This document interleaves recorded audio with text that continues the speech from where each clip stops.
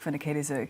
We don't know that, and we won't get to see it. But this fight is definitely a step up for him to see where he's at now. And coming off a 12-month layoff, like I said, most people would not take a fight like this. A lot of people would take a much easier opponent. But I think Nikita's on a much different trajectory to everyone else. He sits in the IBF top 15.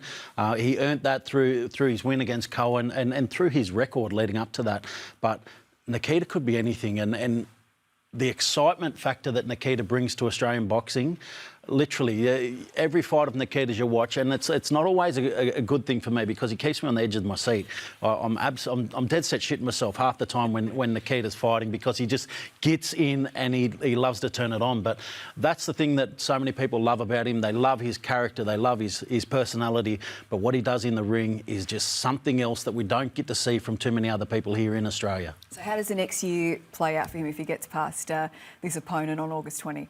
Well, we've got 12 months to catch up on. So he's been relaxing for the last 12 months, healing from injury, and on his own journey over the last 12 months, getting to that healing space. But I think he's ready to roll. If he gets through this one, we want to keep rolling him through. And there's so many guys out there that are interested in fighting Nikita. There's so many great fights that are here for him. And the fact that this is now his first step into that international space, a win here opens many doors for him. Yeah, what sort of doors do you hope it opens for you? And any names you want to throw out there? I mean, I don't really try and focus on the business side of things. I just let my management and my promoters take care of it all. I'm honestly in my own little bubble. I couldn't care less who I fight. Whoever they put in front of me, I just fight them. Yeah. What about the name Michael Zerafa? How does that sound to you? They've spoken about it. It's a huge step up for me. He's steps above where I am at the moment. So to be able to overtake that would be great. We don't need to wait long to see Michael Zerafa in action. Tell us a bit about the undercard on August 20, because Zerafa is in fact going to be the co-main. He is, and Michael Zerafa's back in action. Obviously, there's been a lot of talk around Zerafa Tszyu. That is one of the rivalries that Australian boxing needs, that Australian boxing loves. We haven't seen big rivalries like that since, your Green Mundines and your Horn Tszyu and some of them great fights that we've seen over the years. Tszyu Zerafa is one that I would love to see eventually at some time, but the fact that we've got them both on the same card here, two fantastic fighters here on the same card, it's a very nice card that we've put together. Zerafa's got a tough fight though. He's got a tough fight. He's against a knockout artist, a guy who'll be looking to hunt for his head, and he'll have to really put on a big performance for that. But we've got a fantastic card underneath that as well. We've got Brock Jarvis back in action after his big fight against Keith Thurman to open the year for us here in Australia. We've got Ahmed Reda, who will be back in action as well. He's without an opponent at the moment, but we will lock one in for him. We've got Jazzy Parr, we've got Brendan Gratch. All of them names, all exciting fighters, all people who put on a great show. So we've got a really good card coming together on August 20. Sounds like a fantastic card. We're going to chat to Brock Jarvis. We're going to chat to Ahmed Reda shortly as well. Just quickly, what would happen in a fight between you and Michael Zerafa? I don't like to think too far ahead of things. Yeah, we have our own fights ahead of us. Out of respect for our own opponents, I'm going to keep it quiet about any talks with him unless the contract's fully signed and we actually are preparing to fight him. Then we'll actually discuss things and I'll give my opinions. But for the time being, I'm fully focused on this German guy. All right, well, it just so happens we've got Michael Zerafa joining us now on the line from his hometown of Melbourne. Mick, great to see you. I know you've been listening into our conversation. What do you make of Nikita's comments just a moment ago about a potential fight between the two of you? Well, look, huge congratulations first off to Nikita and the newborn. Look, like you said, we're not fighting each other yet. There's no time for the bad blood yet, but I'm sure there will be a time and place for that. But yeah, look, like I said, we've got a big step up in front of us. I've got a tough guy from America, so I'm fully focused on that. I've been in the gym grinding 24/7, so I'm looking to go out there on the 20th and make a huge statement. We'll talk about Mikey Dolman, your opponent, in a moment, but is this a fight that you do want, Nikita, at some stage, the grudge match of all grudge matches? Look, the grudge match, respectfully, isn't with Nikita.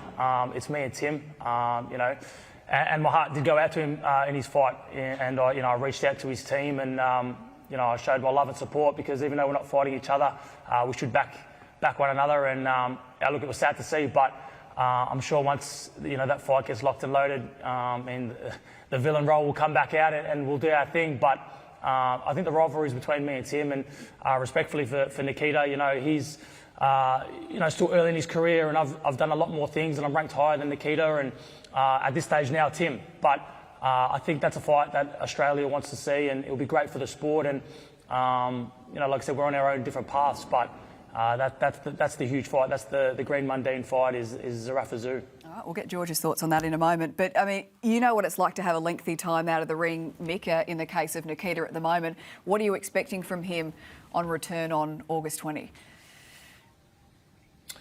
Look, Nikita's doing well. I mean, again, despite our differences and whatnot, everyone that's been put in front of him, he's beating. I mean, got to show and give respect where it's due. And he's crafty, he's strong. I actually think he's a better fighter than Tim.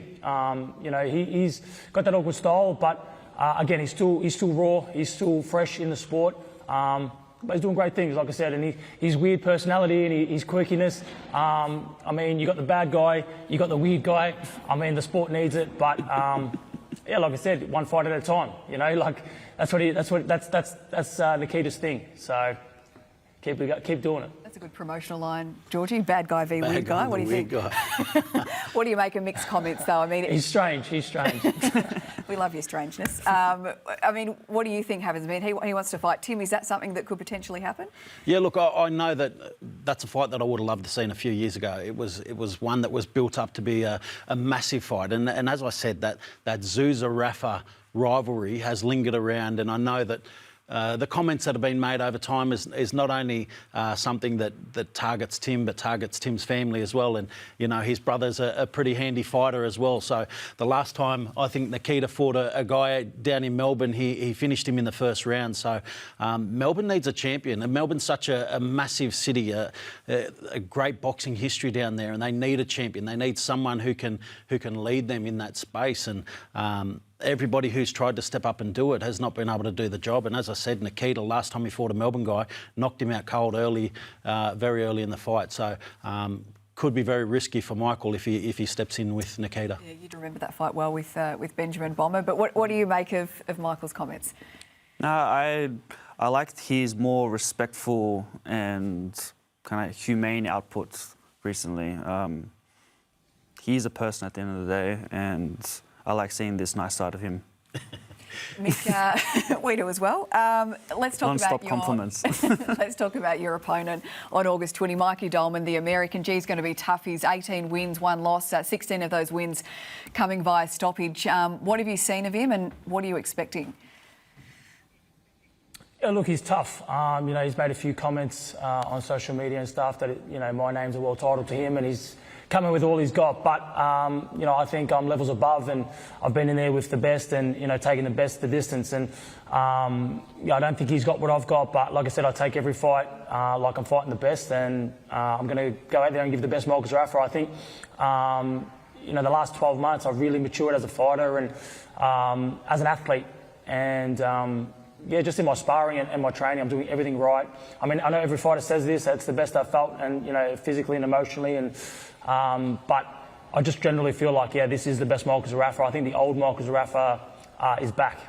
We just saw some vision of Mikey Dolman literally knocking an opponent out of the ring. That was in his professional debut a few years back. George, is this a risk for Mick? Oh, absolutely. You see, any person who has that power in their hands, that's a risk to step in the ring with. And Michael's taken that risk. Michael's still top 10 in the world. Zerafa is still top 10 in the world, and he's a guy who's earned that ranking with the people that he's been in with. He's fought for 2 world titles. He's now up against a guy with knockout power like that who can knock people through the bloody ropes. That is outrageous. So he's risking it all against this guy to continue his career and continue to advance his career the way that he wants. But Zerafa's a very slick boxer. You've got to give him his credit. He is very slick. He's got knockout power. We've seen what he did to Isaac Hardman when they fought. He knocked him out. He's got the full bag of tricks. But he's going to need it because this guy's coming over here hunting for his head. He sees it as an opportunity to make a name for himself, fighting a world top 10 guy, Michael Zerafa. So Zerafa's got a very tough night here on August 20. Yeah, what's your prediction for this fight, Mick? What happens on August 20? I never like to predict a knockout, but I think I'm going to get a stoppage. Everyone I've been sparring lately, I've been hurting. So if I can bring that and transition that to the ring, it's going to be an early night for Mickey or Mikey or whatever he wants to be called. But there's only one champion, and that's me, and I'll be getting my hand raised that night. And you see this fight as an opportunity to not only, I suppose, make a statement, but to send a message to Nikita, to Tim, whoever else is watching, that you still are at that elite world title level? Well, numbers don't lie, Like I said, I'm top 10. I'm ranked across all 4 sanctuary bodies. I've been, top 10 the last 3 to 5 years. Number 1 in Australia the last 5 years. And I think I'm done with trying to make statements. I mean, the proof's in the pudding. I'm where I'm at for a reason. And, like I said, I just got to go out there and get the job done. And this guy's just standing in my way to a world title. Despite the Tszyu rivalry and whatnot, my goal is, like theirs, a world title. Along the way, that'll be a great fight, obviously for the sport, but that's not my goals. My goal is to be a world champion and to fight for another world title. So, August 20th starts there. Bring it on. Hey, Mick, appreciate your time. Live from Melbourne. We'll see you up here in Sydney in a few weeks' time. Enjoy. Thank you very much. So Michael Zarafa, the co-main, Nikita, of course, the headline act. We've got a couple of other big names. We're going to bring Brock Jarvis in. We're going to say goodbye to you, Nikita. Thanks for your time today. And as you exit stage left, we're going to bring Brock in.